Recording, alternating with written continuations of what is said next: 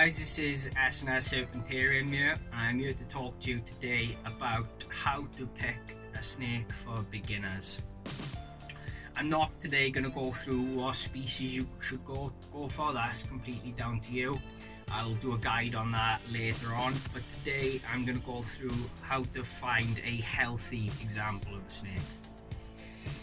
A snake, depending on the species, should be varying in activity. Like this girl here, she is quite active even for a ball python.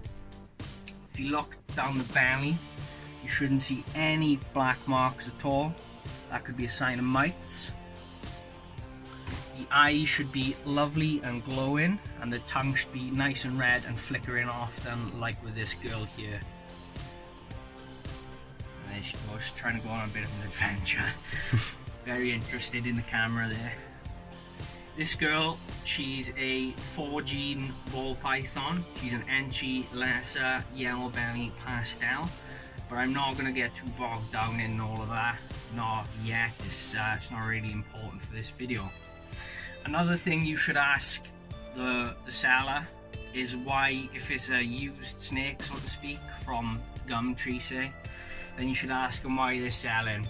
There's a lot of people out there selling snakes because they know they are sick, and that's just gonna cause you problems in the long term. Then another thing you need to look out for is if you look at the mouth, there shouldn't be any bubbles forming.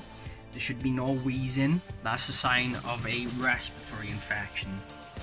I'd recommend when you go to look at a snake, you take two things. You take some cotton buds to open up the snake's mouth, and you take some baby wipes. The baby wipes are actually for if you wipe down the snake with baby wipes, you shouldn't see any black spots on it, because that could be mites, unless it's been kept on a substrate. But then you can obviously examine that and make up your own mind on whether it's substrate or mites. There should be no stuck shed either. Definitely no stuck eye caps or at the end of the tail, because then you are really looking for big problems there potentially. The snake with the stuck eye cap could potentially go blind, and if you're new to the hobby, you really don't want to be taking on those sorts of problems going forward. You want to ask the seller when the snake has last eaten and when it last pooped. This is very important, guys, because you don't want to be buying a snake that isn't eating.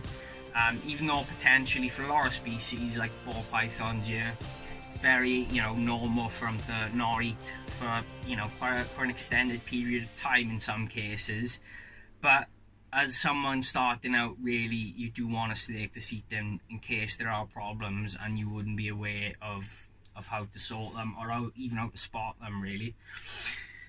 So another thing that you need to look out for is people selling animals that aren't what they say they actually are. Now I've seen some awful photos on Facebook and other social media outlets of people saying, "Can you tell me what morph this ball python is?" when it's not a ball python, it's a boa. And they've gone and bought a boa, and the sellers actually told them it's a ball python, which is a massive problem, because for one thing, you're keeping the husbandry all wrong, and for another thing, that snake is going to get significantly larger than the snake you've actually prepared for and thought you bought. But that is all down to you doing your own homework, really. You need to do your homework before buying any animal, and I really can't stress that enough. But hopefully it'll all go well. Hopefully you'll find either a shop or a breeder locally that you really trust and really get along with, and if you build up a good relationship with them, then you're laughing all the way to the bank. So thanks for that one, guys. I'll see you in the next video. Cheers.